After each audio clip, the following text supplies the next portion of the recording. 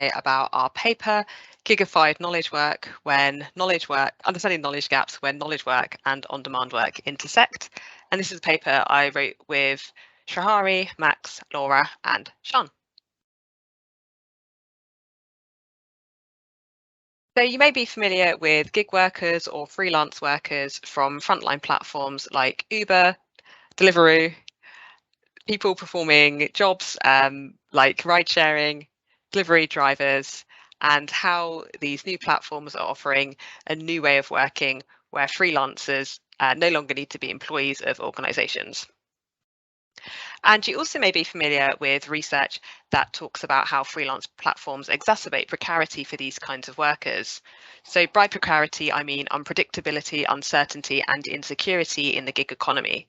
So for example, there was a recent report by Everyone, which looked at frontline workers or first-line workers, and it identified issues in the gig economy like increased financial instability, loss of autonomy, limited professional growth. But interestingly enough, it also identified that these gig workers were able to develop safety nets to help guard against this precarity.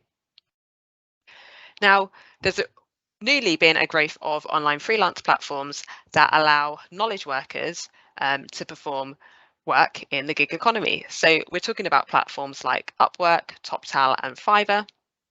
Jobs that were previously accomplished by employees of large organisations or perhaps contracted out to temp workers can instead be accomplished by freelancers working through these online platforms. Now, what do I mean by knowledge workers? Well, I'm really talking about jobs that entail the acquisition, creation, packaging, or application of knowledge. So these can be jobs like accountants, researchers, copywriters, data analysts. And this work is characterized by variety and exception rather than routine. It's performed by professionals or people who have a high level of technical skill or expertise. And in the study, we were particularly interested in how these workers are able to utilize organizational knowledge, both as something that might guard against the precarious nature of their work, but also maybe they face challenges when trying to utilize knowledge for their work. And I've got a definition of organizational knowledge on the screen for you. So our question in this research was, how do freelance knowledge workers utilize knowledge to get work done while also guarding against precarious work conditions? Now, previous research hadn't looked at the intersections of gig workers and knowledge workers as far as we're aware, especially in the area of CSCW. And specifically, we weren't sure what these precarious work conditions would look like. It was an exploratory piece of research to find that out, but we did have an indication that perhaps freelance knowledge workers would be facing precarity, and this was particularly from previous research that looked at more of those kind of frontline workers like delivery drivers or people who worked for ride-sharing platforms, for example. How did we do this research? Well, we conducted semi-structured interviews with freelance workers and knowledge workers, and we did a qualitative comparison of the results. One of the key things that we wanted to generate through our analysis were knowledge gaps. So if you have a look at the paper, which I would definitely encourage you to do, you'll learn that kind of knowledge gaps is a concept from previous research, and it's really talking about disparities in the way that people are able to kind of access and utilize knowledge. So through our analysis, we generated a series of knowledge gaps. I'm not going to read them all out to you, but I am going to talk through one just to give you a flavour. So for example, there was a gap in how freelancers and employees were able to shape and define knowledge work.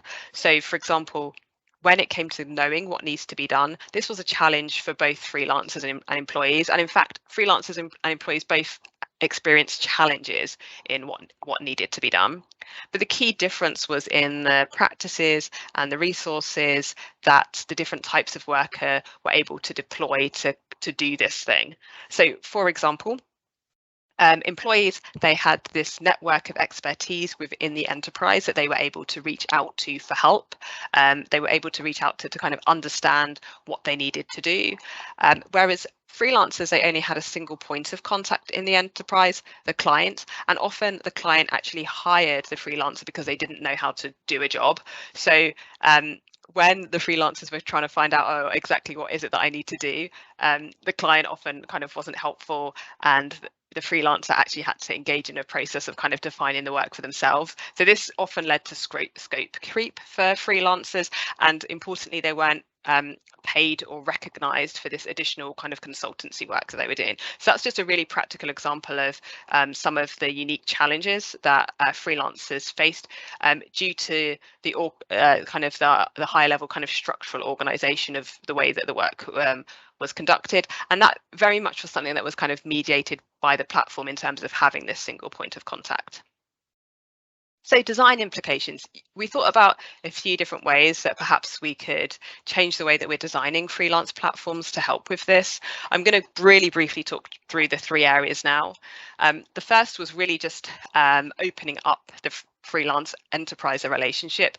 So freelancers talked about a situation where there was lots of gatekeeping. They had a mediated relationship with the enterprise through the client, and this created a whole bunch of challenges for collaborative work. So simply, is there a way to just open up those kind of knowledge networks to freelancers? So, part of this might be having visibility for freelancers in the enterprise, so maybe they can kind of understand how their work fits into the bigger picture, or maybe it's about letting freelancers kind of reach out to help within the enterprise, or maybe it's about more kind of open task tracking and shared roadmaps.